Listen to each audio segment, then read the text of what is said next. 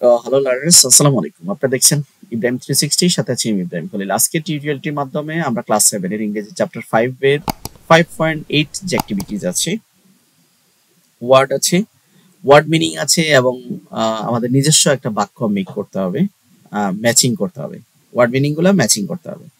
তো চলুন এই কাজটা আমরা করে নেই।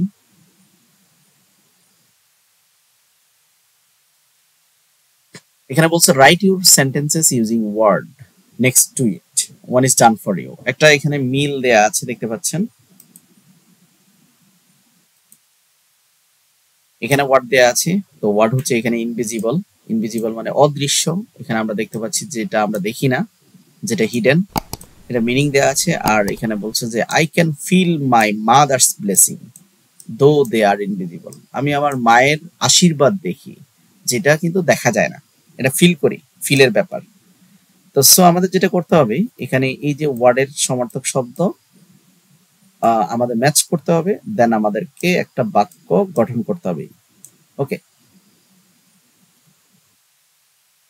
তো আমরা সেকেন্ড যে ওয়ার্ডটা আছে, সেকেন্ড ওয়ার্ড হচ্ছে পারপোজ, উদ্দেশ্য। হুম, তো উদ্দেশ্য মানে হচ্ছে রিজন, হুম, অথবা do something, reasons to do something.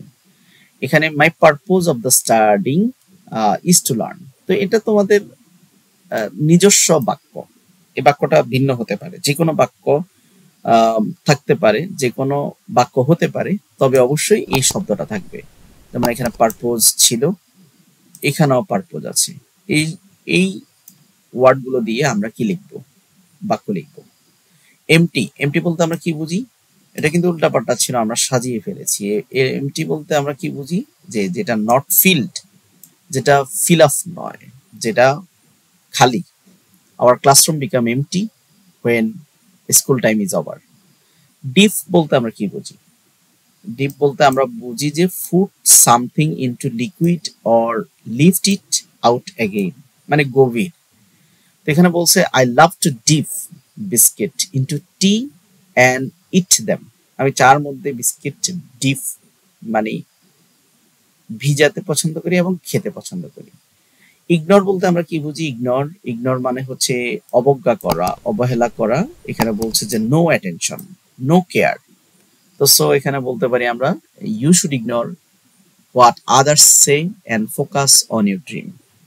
বুলি বলতে আমরা কি বুঝি? বুলি, বুলি বলতে হার্ট পিপল, যেটা অন্য মানুষকে কি করে, আঘাত করে, মানে মিসবিহেভ, খারাপ আচরণ বা bad words. I don't bully my friends because this is bad. এখানে গেজ, যেমন গেজ বলতে আমরা কি বুঝি? গেজ বলতে হচ্ছে সামথিং আন্ডারস্ট্যান্ডেবল বা something known. Hmm, can you guess what I think right now. Happen বলতে ঘটা, টেক প্লেস। তো এটা দিয়ে আমরা কি লিখতে পারি? What happens when fire catches the woods. Invite, invite বলতে আমরা কি বুঝি? যে polite request to do something or make a polite request. তো এটা আমরা দিতে পারি sometimes I invite my friends to visit my house. সর্বশেষ শব্দ হচ্ছে কস্ট, কস্ট মানে মূল্য, যেটাকে আমরা প্রাইস বলতে পারি। তো এখানে বলছে যে দিস পেন কস্ট মি 10 টাকা অনলি। তো এই ছিল আজকের একজন। পরবর্তী ভিডিও 5.9 দেখার আমন্ত্রণ জানিয়ে আজকের মধ্যে এখানে শেষ করছি। আল্লাহ হাফেজ।